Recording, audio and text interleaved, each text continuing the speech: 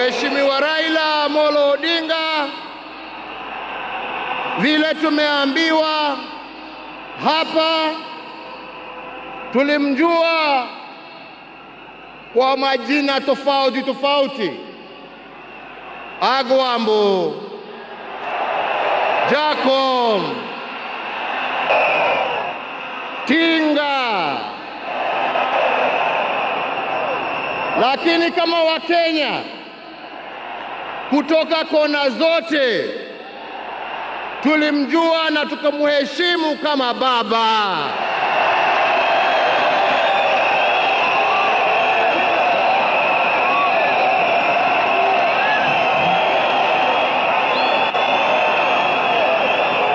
Na tulimuita baba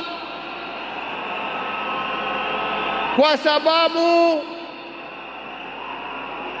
Mheshimiwa Raila Amolo Odinga alipenda nchi yake Kenya kuliko kitu kingine chochote.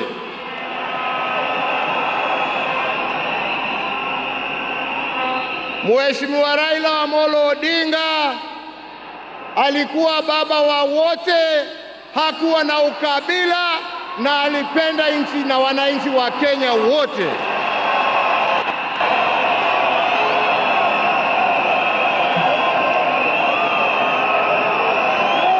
Na testimony hiyo yaoneshwa na marafiki tofauti tofauti ambao ukienda kumtembelea kwake nyumbani ulikuwa unawakuta huko.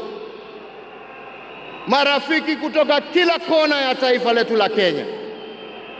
Raila alikupenda kwa sababu ya maono yako, alikupenda kwa sababu ya fikira zako, alikupenda kwa sababu ya vitendo yako, lakini sio kwa sababu ya rangi yako ama kabila lako.